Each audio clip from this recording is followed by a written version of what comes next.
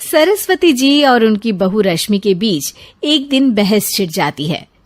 आखिर किसका काम ज्यादा आसान है, बहू का या सास का? माँ जी, सास को काम ही क्या है, आपके सारे काम उंगलियों पे तो हो जाते हैं। कुछ भी। हाँ, हिसाब तो उंगलियों पे ही हो जाता है ना। अरे बेटा, ऐसा सिर्फ अभी लगता है। जो मुझे करना पड़ता है ना, वो तुझे करना पड़े तो समझ आएगा कि असली काम का पहाड़ कैसा होता है।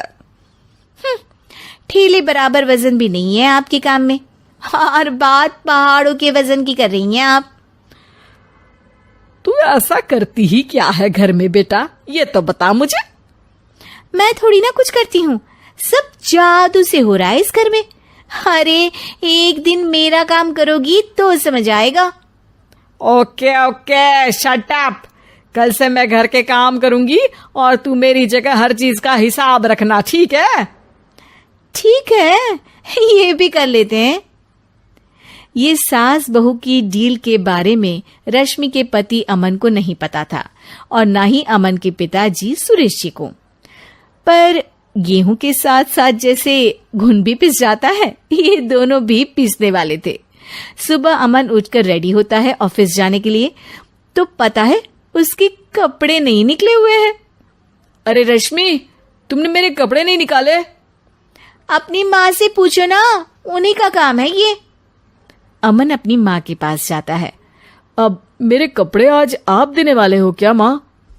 हाँ, देना तो मुझे ही चाहिए, पर तेरी बहू ने कपड़े धोने ही नहीं डाले, तो कोई भी धुला हुआ कपड़ा नहीं है बेटा। हैं? ऐसा क्यों? कपड़े तो धोने आप ही देते हो ना माँ? अरे बहू ने तुझे बताया नहीं, अब हम अदल बदल गए हैं। मैं अब बहू और तेरी बीवी सास। अमन परेशान हो गया। वो बिना इस्त्री के कपड़े पहनकर ऑफिस चला गया। सरस्वती जी अपने घुटने के दर्द के कारण झुककर घर साफ नहीं कर पा रही थी और ना ही खाना बनाना याद रख पाई। उधर रश्मि पहले ही दिन घर की चाबी घुमा चुकी थी और 300 रुपए का हिसाब अलग नहीं मिल रहा था।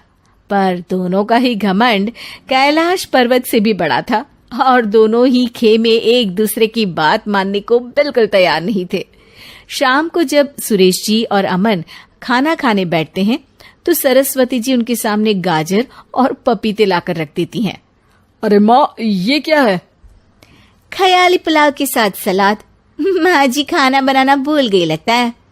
अरे एक एक चमन्नी का हिसाब है मेरे पास, खाना बनाना कैसे भूल जाऊंगी?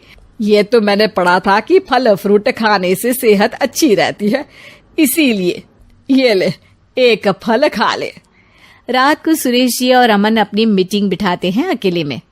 बाबूजी, इनकी लड़ाई के कारण ना हमें ठीक से खाना मिल रहा है, उल्टा घर के सारे काम रुक गए हैं।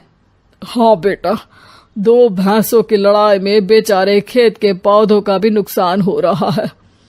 पर पापा, क्या बताऊं आपको, मैंने माँ को इस महीने की 2 तारीख को बिजली के बिल के पैसे दिए थे। आज बिल भरने के लिए मांगने गया तो पता चला कि रश्मि उन पैसों से गैस सिलेंडर ले आई। अच्छा, तो सिलेंडर के पैसों का क्या हुआ? अब सिलेंडर के तो कोई पैसे नहीं थे बाबूजी, हमारे घर पर गैस की पाइपलाइन लगी है ना। बेटा, इन दोनों का कुछ करना पड़ेगा, नहीं तो अपने घमंड के चक्कर में पूरा घर बर्बाद कर डालेंगे ये दोनों। अमन और सुरेश जी काफी सोच विचार के बाद एक निष्कर्ष पर पहुंचते हैं।